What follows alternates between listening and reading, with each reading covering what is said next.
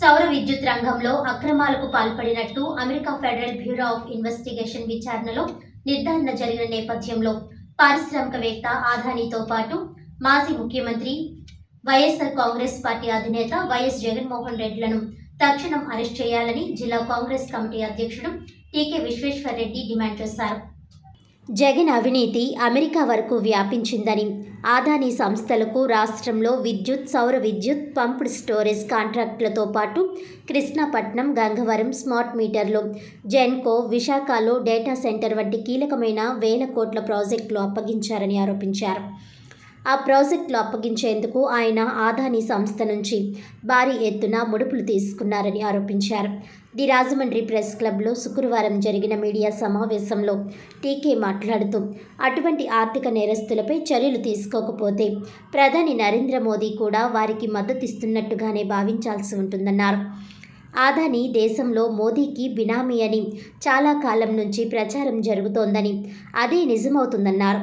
సౌర విద్యుత్ ప్రాజెక్టులో జగన్కు 1750 కోట్లు ఇచ్చినట్లుగా ఎఫ్బీఐ తేల్చిందని, ఇప్పుడు జగన్ ఇంటర్నేషనల్ నేరస్తుడిగా మారాడని ఎద్దేవా చేశారు.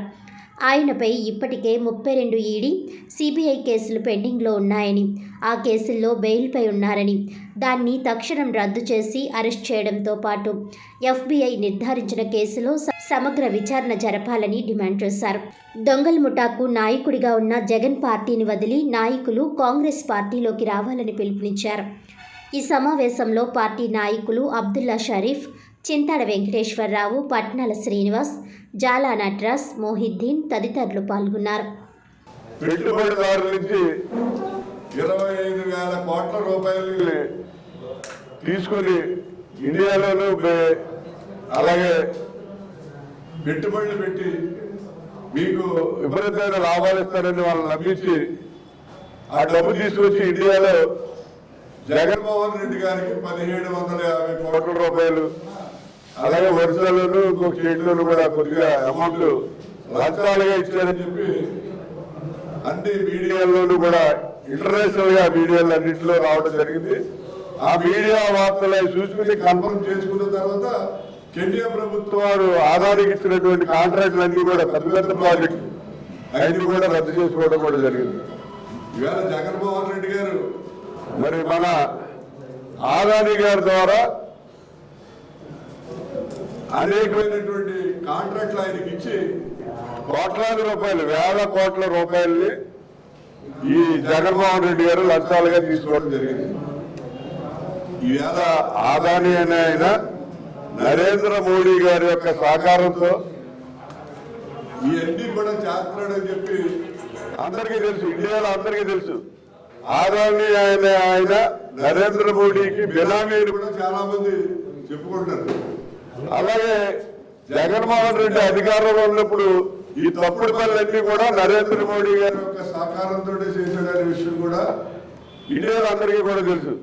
అన్ని తప్పుడు పనులు చేసి 32 కేసుల్లో, సిబిఐ కేసులు, ఈడీ కేసుల్లో అతను కోర్టుకి అటెండ్ అవ్వకుండా బెయిల్ మీద కంటిన్యూ అవుతుందంటే కేవలం నరేంద్ర మోడీ గారి యొక్క ఆశీర్వాదం వల్లే అవుతున్నాడని అందరికీ తెలుసు.